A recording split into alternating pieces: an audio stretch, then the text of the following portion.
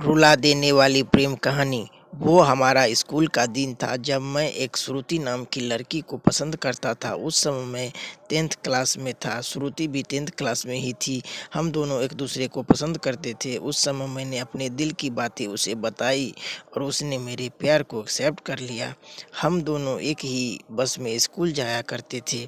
बस में अक्सर मैं उसकी बगल वाली सीट पर बैठ जाया करता था और वो पल मानो मेरी ज़िंदगी के सबसे खूबसूरत पल थे। क्लास में लगभग सभी को हमारे प्यार के बारे में पता था। मेरे दोस्त हमेशा श्रुति का नाम लेकर मुझे चिढ़ाया करते थे। श्रुति और मैं लंच के समय साथ साथ खाना खाते हुए अपने फ्यूचर की बातें किया करते थे। रात के वक्त हम दोनों एक दूसरे से ढेर सारी बातें करते थे। हम दोनों अपने अपने सपने एक दूसरे को बताते और न जाने बातें करते करते कब हमें नींद आ जाती और हम सो जाते। कभी अगर मेरे घर में कोई रिश्तेदार आ जाता तो रात को मैं छत पे जाकर बातें करता और यहाँ तक कि मैं के मौसम में भी छत पे जाकर श्रुति से बातें करता। हम दोनों ने साथ में ना जाने क्या क्या सपने देखे, शादी, बच्चे और यहाँ तक कि हमने बच्चों के नाम भी सोच रखे थे।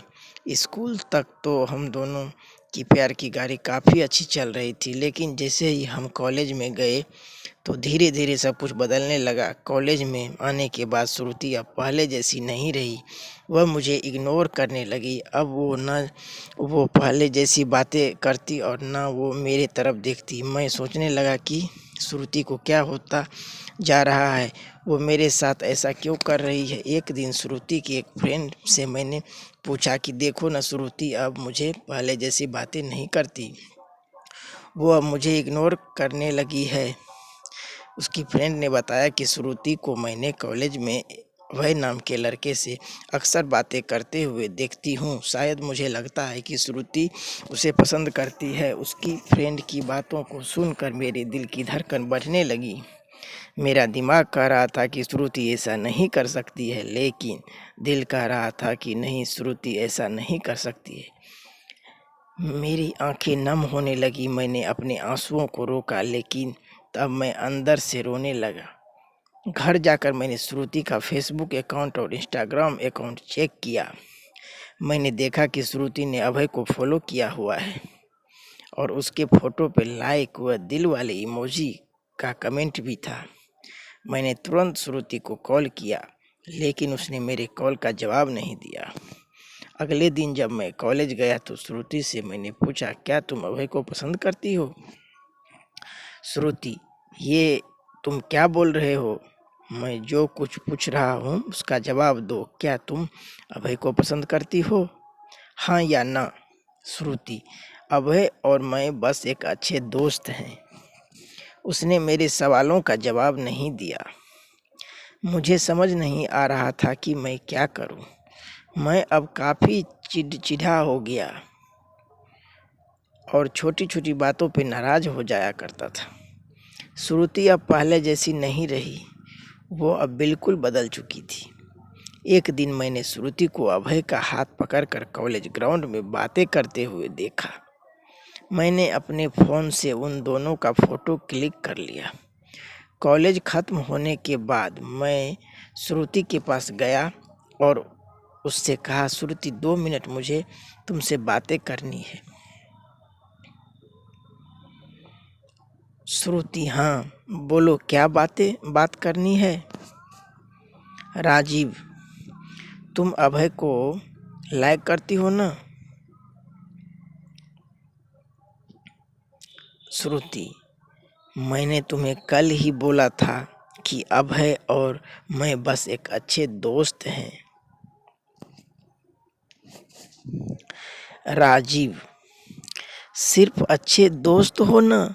तो ये फोटो देखो, एक दूसरे का हाथ पकड़कर क्या बातें हो रही थी। श्रुति गुस्से से मेरी तरफ देखी और बोली, हाँ मैं उसे लाइक करती हूँ, तुम्हें उससे क्या प्रॉब्लम है?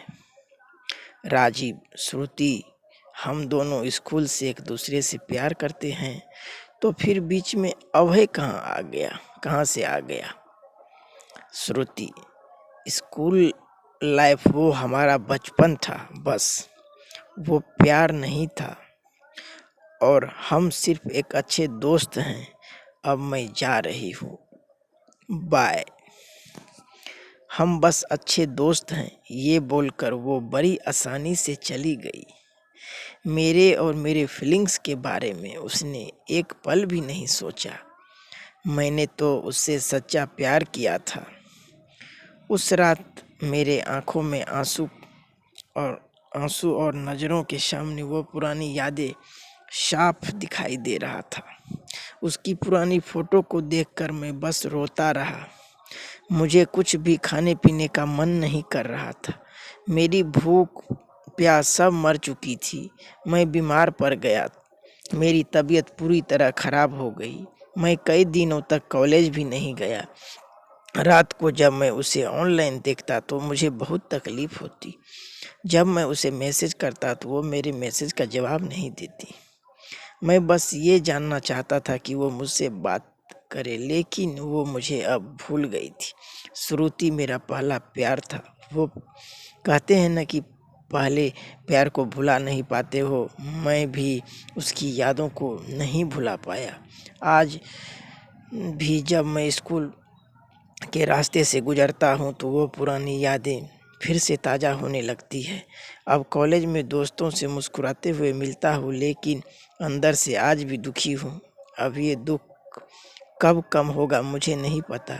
जीवन में जैसा हम सोचते हैं वैसा नहीं होता है। आप सच्चे हो इसका मतलब ये नहीं कि सामने वाला भी सच्चा हो। वक्त के साथ इंसान भी बदल जाते हैं। दोस्तों, अगर आपको हमारा यह कहानी पसंद आया हो तो कहानी को ज़्यादा से ज़्यादा शेयर करें और चैनल को सब्सक्राइब कर लें। कहानी कैसी लगी कमेंट करना ना भूलें।